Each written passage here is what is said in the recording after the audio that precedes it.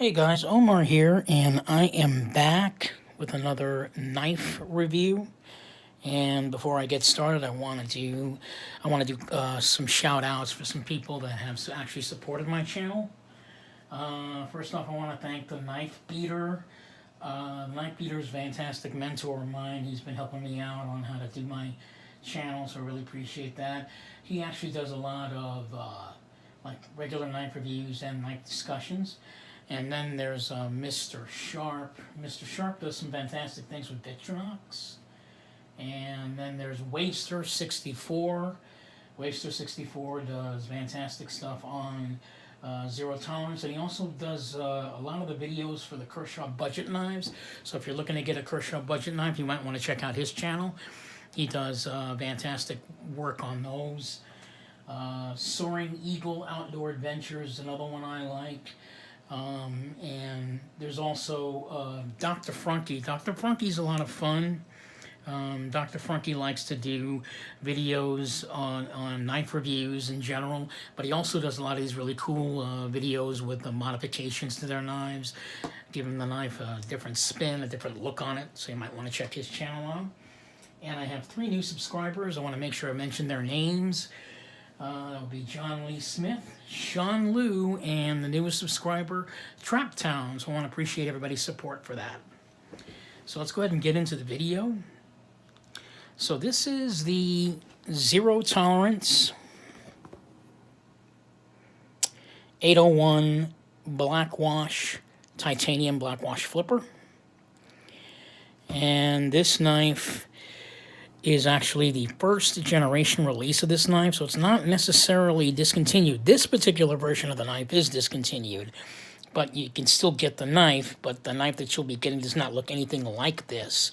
The new version of this knife is actually the same size and same shape, same blade shape, except that the knife has these rectangular holes in the middle where you see these retro lines on mine. This is also the Blackwash version of the knife. The regular version of this knife is actually all titanium silver colored, so I got the Blackwash version of the knife.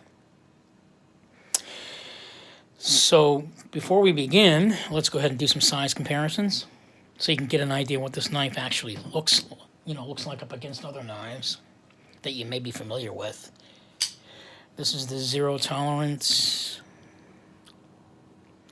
ZT0456 Blackwash, which is a medium-sized knife. One of my favorites. Here's a Spyderco Mantra. So as you can see, it's actually a large knife. Large knife to me is 3.5. I believe 3.5 is probably the beginning of a large knife. Anything below 3.5 is considered a medium-sized to small knife. Let's get rid of those. How about the Zero Tolerance 0609 knife, which I've actually done a review on already. I want to thank everybody for watching that video. I've gotten a lot of positive, well, actually I haven't been getting any positive comments on it, but hopefully I will soon. But I got 200 and something views on this particular knife, so kind of appreciate that. And finally, let's go ahead and take a look, put it up against a small knife. This is the Spyderco Chubby. So it is a large, it's a large knife, put it that way. So let's go ahead and get into it. So this knife is basically, it's a frame lock knife, as you can see. It's got a deep pocket clip on it, and that is on both sides of the knife. There are 2 holes right there. As you can see on the knife, it actually says Zero Tolerance engraved on it. On the new version of this knife, it does not look like this. Like I said, it's got rectangular holes on it. The pivot is very nice on it. It kind of matches the Blackwash theme. It's a frame lock knife. The action on it is very smooth. It's got a soft detent. Soft detent on this knife. But again, you know, very, very smooth. This knife, I mean, they remade the knife, obviously, because a lot of people didn't like the retro look on it. They didn't find that particularly appealing. I myself enjoy this look. It looks like 1970s, so I kind of like that. The retro look did appeal to me, so I got this knife. The dumb thing I did, and I'm probably going to hear a lot of comments on this, is that I actually got this knife in favor of the ZT0 562 carbon fiber knife, which I actually had, and I got rid of it, which was a dumb thing to do. I'll probably get that knife back sometime, but I'm not, at this point, I'm not going to. In any case, yeah, this knife is just a fantastic overall user. It's in black wash. Really love the look of that black wash look. The blade shape on this knife, it looks like it's some sort of a, in my opinion, looks like it's a modified drop point blade, because it comes to a point over here. And then it's got a nice sort of a swedge going up at the top. And then there's ZT right there on the flats. This knife makes a fantastic slicer. It's very comfortable in the hand to use. Has no jimping on the blade anywhere. There's no jimping on it. Not that it would slip out of your hand. Assuming that's why they have the retro lines to give you that good grip on it. But I don't really even miss the jimping. As far as reverse grip, works really well as also in using the knife. The steel on the blade is Elmax steel, which is a steel that they are no longer using. All the steel that ZT is going to be using from this point on is CV20 for the high end. Again, very, very smooth. It's an overall nice knife. There's no blade play at all on this knife. None. This is definitely one of the knives that was overlooked by a lot of ZT fans just because of the look of it. But it hits all points. I mean, the knife feels really good in the hand. It's nice and smooth. Operates on a KVT ball bearing system. It's a frame lock. It does have a soft detent, but I really don't see that as a negative because the knife is still very snappy despite the soft detent. Usually the harder the detent, supposedly the snappier the knife will flip out. But as you can see, this knife actually flips out pretty fast, pretty quick on there. I love this squared off sort of rectangular round, then it goes like rectangular around there on the knife. So the shape of it is just perfect for your hand. Why this knife has been overlooked just because of the look, I don't know. But as far as the basics, everything is all there, including centering, which is perfectly centered. The knife is just, it's perfect. I've never had a problem with this knife at all. If it's missing anything, probably just flash. Because even the original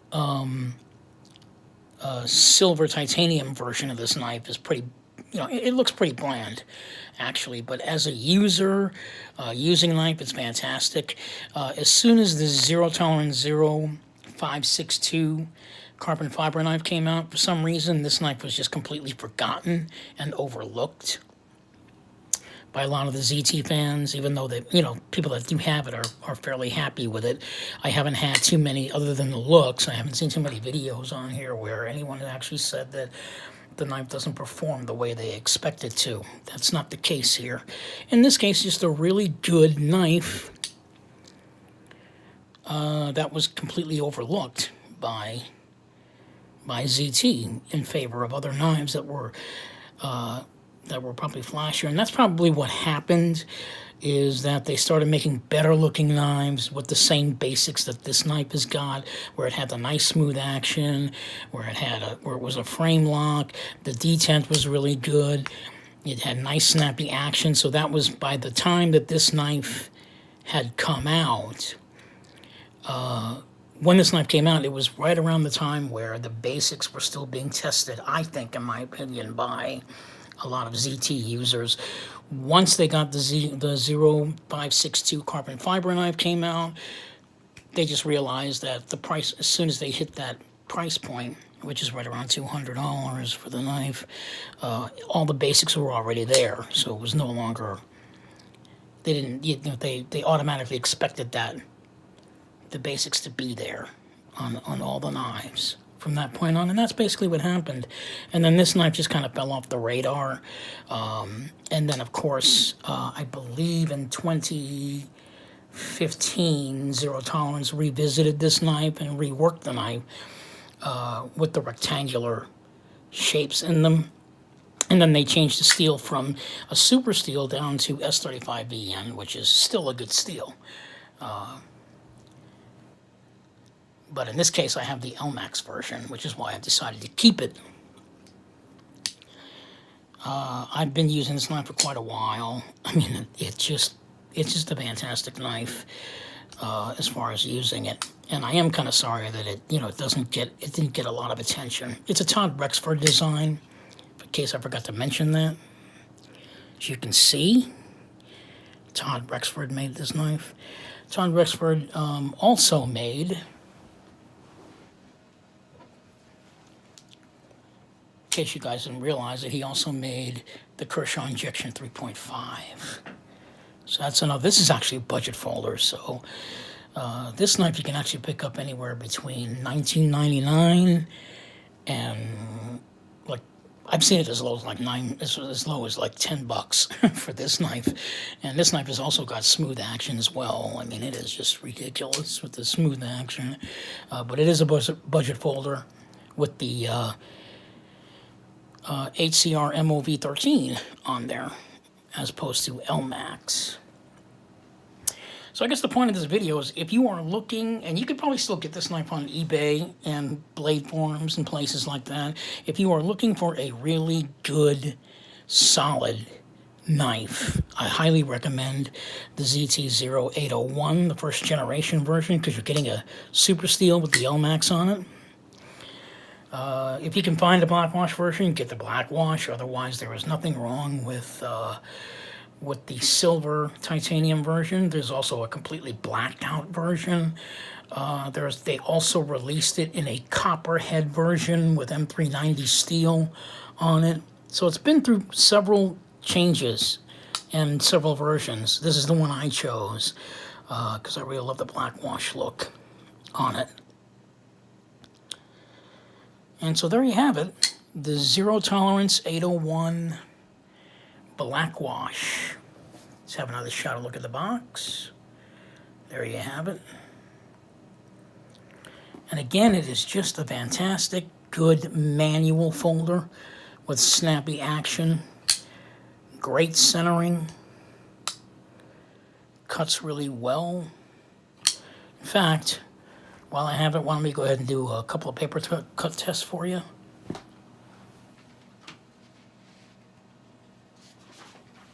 Take a look and see how that does. And do some paper cut. As you can see, the ZT does it right all the time with the paper cuts. I mean, that's me, folks, not the knife. I mean, it is just ridiculous. Elmax steel. Good edge retention. You can actually sharpen Elmax to hair popping levels. I mean, this is actually just factory sharpening. I haven't sharpened this. Love the tip on the top there, really nice.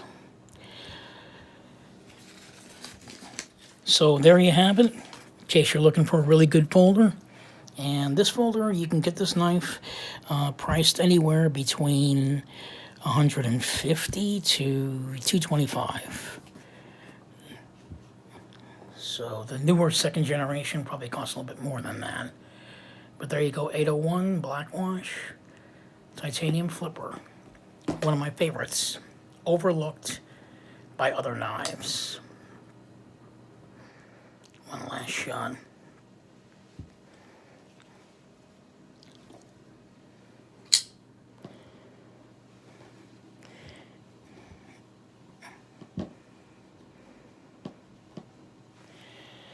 So there you have it, guys. The Zero Tolerance 801 ZT 801 Black Wash. And there you go. Really great knife. I've been very happy to use it. Very happy to have it in my collection. If you like what you see, folks, please leave your comments down below. Click like and subscribe. I do hope to hear from all you guys. I love doing these videos, and I hope to do some more. I will be back next week when I will do another knife review. As I've said before, I'm going to be stepping away from the Kershaw Discontinueds for a while. And I'll get back to those Kershaw Discontinueds after I do a few of my user knives. So, until next time, this is Omar, the Knife Shark Guy. Please hit like, subscribe, and leave your comments down below on my channel if you like what you see. Again, my name is Omar. I'm the Knife Shark Guy, and I hope all of you find happiness in your next piece of sharp art. This is Omar, the Knife Shark Guy, signing off. Happy hunting, everybody.